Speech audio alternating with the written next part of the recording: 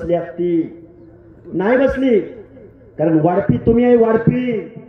इकडे विखे पाटील, इकडे पंडित पाटील, तिकडे सोळंकी पाटील, आणि इकडे अजून कोण, मोहिते पाटील, अजून तिकडे कोण, पवार पाटील. अरे मत द्यायची वेळ आली, मत द्यायची वेळ आली, आमच्या पोत्यावर बसलं.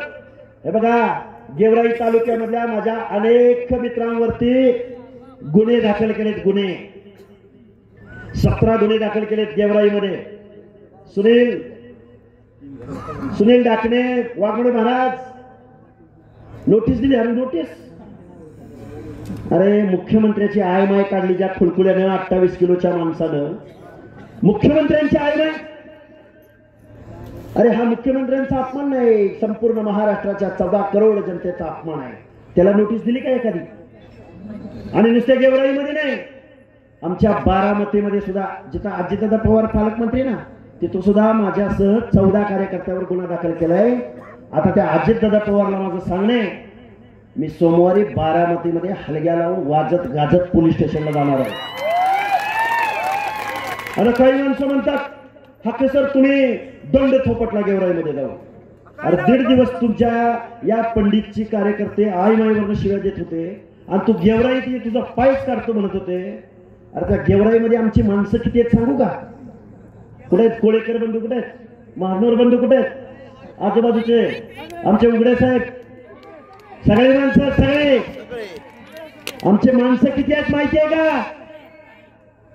आता हुनच जाऊ दे, काय व्हायचं ते बघूच. एकदा चिथावणी देत नाही, चिथावणी देत नाही. आम्ही संविधान मानणारी माणसं आहोत. अरे आमच्या 4 पिढ्यांनी तुम्हाला आम्ही मतदान केलं, आणि हा काय म्हणतो माहितीये का? आम्ही 4 पिढ्या झालो, आम्ही गेवराईचे आमदार आहोत, आम्ही सगळ्या लोकांना बरोबर घेऊन चालतो. अरे तुझ्याकडे 1000 कोटीची संपत्ती कुठनं येते? आणि आमच्या लोकांच्या, आमच्या बंजारा तांड्यावरचं 10 फुटाच्या वरचं पत्र निघालं नाहीत अजून, त्यांना रस्ता मिळाला नाहीत अजून. आमच्या धनगर बांधवांचं तर काय हाल आहे.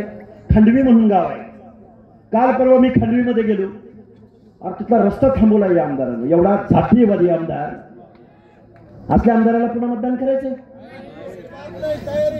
आम्ही बारामतीमध्ये यांची पुडी बांधायचे ठरवलंय. मग गेवराईचं काय घेऊन बसलाय?